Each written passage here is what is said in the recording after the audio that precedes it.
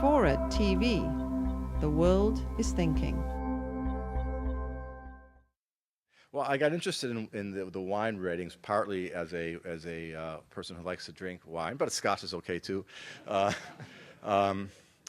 and I was, I would judge wines by their ratings, because I'm just basically an ignoramus, so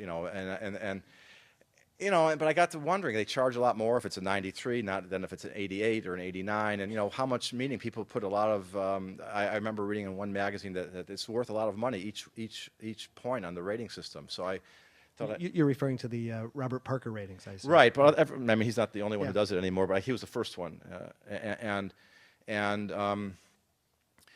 so I was wondering what's really to this, and first of all, from the point of view of statistics.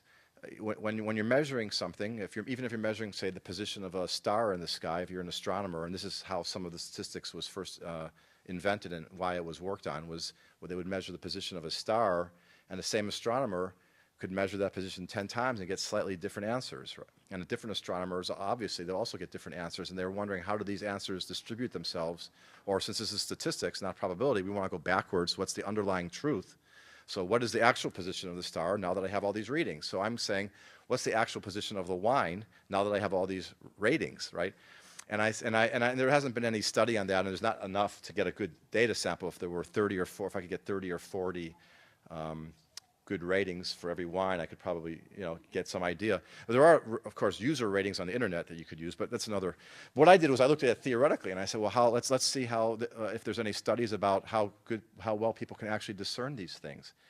And so there's a lot of studies like that, but the ones that relate to expectation, they are pretty amazing. So you give people, let's say, white wine that's dyed red, with a tasteless dye, odorless, tasteless dye, and guess what? The wine connoisseurs rate it with tannins and all the red thing. Or you take identical wine that's white and you dye it to look like rosé, and you ask how sweet it is. They'll rate it as sweeter than when it's not dyed. They've also found that when they, how when you read the wines, there's all these different tastes that 35 different things, from sweaty socks and perfume and chocolate chips, grapefruit. People even they studied perfume experts, and even they could only do about 3. And when you're having 4, 5, 6 different flavors, and when you don't have an expectation, then it's really hard. People would mistake like a dirty sock for an orange. I mean, it's so you can. Those studies are interesting to read. But the most fun one it was done at Caltech, and I think partially at Stanford in a collaboration. But they took students. These weren't connoisseurs. Well, they like Boone's Farm, if you're from that generation, or Two Buck Chuck, I should say. But they gave them a lineup of wines, and they labeled them by price. They want to, these are economists doing this, so they want to see the effect of expectations. And of course they lied to them, as they always do. So they didn't. What they didn't know was they were lying about the prices. Most of the prices were right, but one bottle was a $90 bottle, which appeared twice. Once labeled, well, someone's raising their eyebrow in the audience. That's they get grants for that. So they got an extra $90 on their grant because they could finish the rest of the wine. But wait till the punchline is they really don't need the $90 bottle, because here's what happened. So they labeled the $90 bottle 90, and they had it appear again, and they labeled it 10 the second time, right?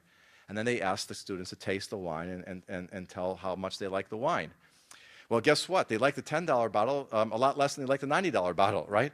And that's kind of amusing. And on its own, it would almost be obvious, but still something you might want to confirm, that expectations matter. But here's the punchline: is that the students weren't just sitting at some table doing this. They were in an MRI machine having their brains imaged.